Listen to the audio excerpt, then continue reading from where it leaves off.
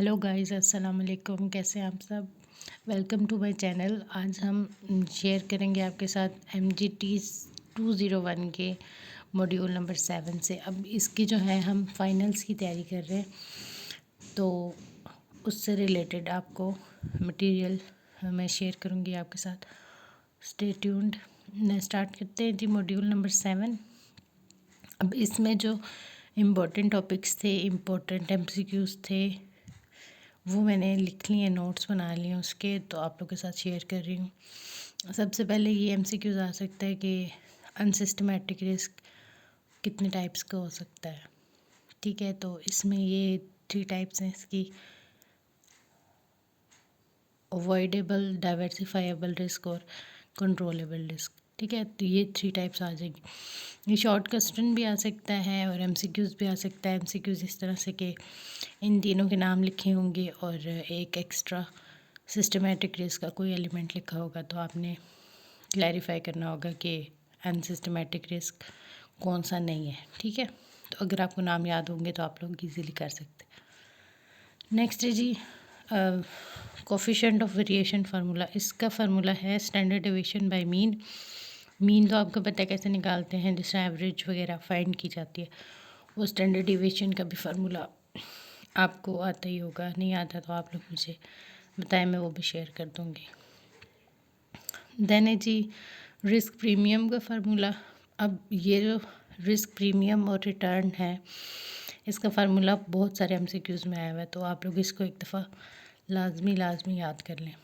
ठीक है,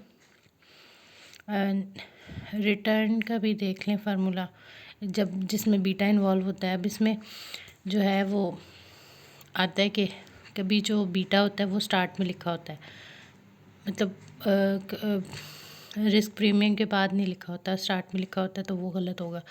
इसमें फार्मूला यही लिखा होता है, बीटा को आगे पीछे लिखा होता है ताकि आपको कंफ्यूज किया जा सके MCQs में।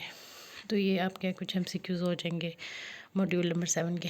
ART ratio, account receivable turnover, इसका भी फार्मूला मैं आपके साथ शेयर कर रही हूँ। Net credit sales by average account receivables. ठीक है, नेक्स्ट चलते हैं जी मॉड्यूल 7 में की जी लास्ट वाली वीडियोस थी उसकी ये इम्पोर्टेंट कुछ MCQs थे, टॉपिक्स थे जो मैंने आपके साथ शेयर किए हैं। बाकी इनके एक दफ़ा आप लोग लेक्चर कंप्लीट देख लेंगे तो आपके लिए इजी रह जाएगा। और वैसे भी इसमें तो इस बार यूनिवर्सिटी ने मस्ट कर दिया अटेंडेंस को इस सब्जेक्ट की। ठीक है, नेक्स्ट चलते हैं जी मॉड्यूल नंबर 8 के ऊपर। इसमें सबसे पहले आ जाएगा टाइप्स ऑफ इन्वेंट्री के, कितनी टाइप्स होती हैं इन्वेंट्री की। ठीक है, अब इसमें जो है वो टाइप्स हैं, 2 टाइप्स हैं। ठीक है, स्टॉक इन ट्रेड और स्टोर स्पेयर्स और टूल्स, ये 2 टाइप्स ऑफ इन्वेंट्री आ जाएगा। अब स्टॉक इन ट्रेड किस तरह का हो सकता है? रॉ मटेरियल भी हो सकता है, वर्क इन प्रोसेस भी हो सकता है, फिनिश प्रोडक्ट्स वगैरह। उसके बाद नेक्स्ट है EOQ का फार्मूला, वो भी मैंने आपके साथ शेयर किया है। 2 multiply demand multiply ordering cost divided by carrying cost per unit. इसका फार्मूला याद कर लें, इसका न्यूमेरिकल आता है, मस्ट आता है। आप लोग किसी से भी पूछ लें जिसने पेपर दिया होगा, वो आपको सही बता सकता है। हमने भी दिए हुए हैं, काफ़ी सारे स्टूडेंट्स ने भी दिए हैं, उन्होंने शेयर किया है कि ये वाला फार्मूला इसका एक न्यूमेरिकल मस्ट आता है। Inventory level, 5 types of inventory levels होते हैं: maximum level, average, reorder, minimum और डेंजर। ठीक है, आगे है जी कैश टाइप्स। कैश किस तरह के हो सकते हैं? Cash in hand, cash at bank, cash convertibles. इसका भी MCQs आया हुआ है, तभी मैं आपके साथ शेयर कर रही हूँ ताकि आप लोग इसको एक दफ़ा याद कर लें। कैश टाइप्स का भी आ सकता है और which is not a cash type, इस तरह से भी आ सकता है। मोटिव्स ऑफ होल्डिंग कैश, इसका तो सब के ही पेपर में आया था तकरीबन, तो एक दफ़ा ये याद लाजमी कर लीजिएगा। देखना आप लोग बाद में मुझे बोलेंगे कि ये वाला आया था।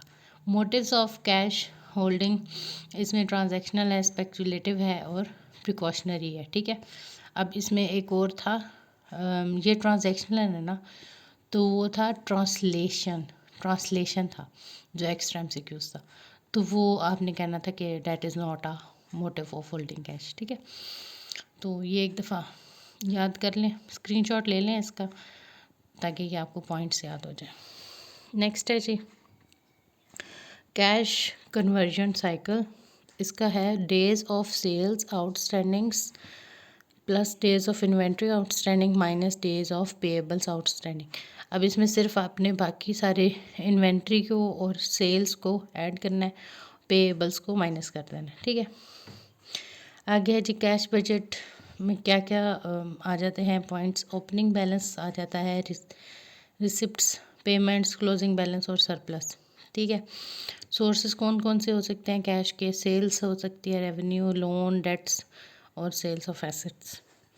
अब लास्ट है जी मॉड्यूल नंबर 8 के एप्लीकेशंस कौन सी हैं कैश की। अब आप देख सकते हैं, मैंने ऊपर आपके साथ शेयर किया है टाइप्स ऑफ कैश, फिर उसके मोटिव्स, ठीक है, फिर उसका कैश कन्वर्जन साइकिल, फिर आपके पास आ गया कैश बजट और सोर्सेज ऑफ कैश भी आ गया, ठीक है। तकरीबन ये जो है वो कैश का फुल जो टॉपिक है वो इसमें कवर हो जाएगा। इसकी कोई 5 से 6 वीडियोस हैं जो मैं आपको एक वीडियो में शेयर कर रही हूँ, उसके जो मेन पॉइंट्स हैं। एप्लीकेशंस हैं कैश की कौन कौन सी, purchases, expenses, repayment of loan और इन्वेस्टमेंट। तो होप सो ये आप लोग को वीडियो इन्फॉर्मेटिव लगी होगी। कैश से रिलेटेड आप लोग मॉड्यूल नंबर 8 की तैयारी जो है वो यहाँ से अगर करेंगे तो 60 to 70% आपके जो MCQs हैं वो तैयार हो जाएंगे और क्वेश्चंस भी मोस्टली हो जाएंगे अगर शॉर्ट क्वेश्चंस हैं। लॉन्ग क्वेश्चन में इसका जो है वो न्यूमेरिकल्स आ जाते हैं ज़्यादातर MDT 201 के, ठीक है। तो थैंक यू सो मच, और चैनल को सब्सक्राइब कर दें अगर आपको ये वीडियो इन्फॉर्मेटिव लगी हो, और वीडियो को लाइक कर दें please. Thank you so much. अल्लाह हाफिज़।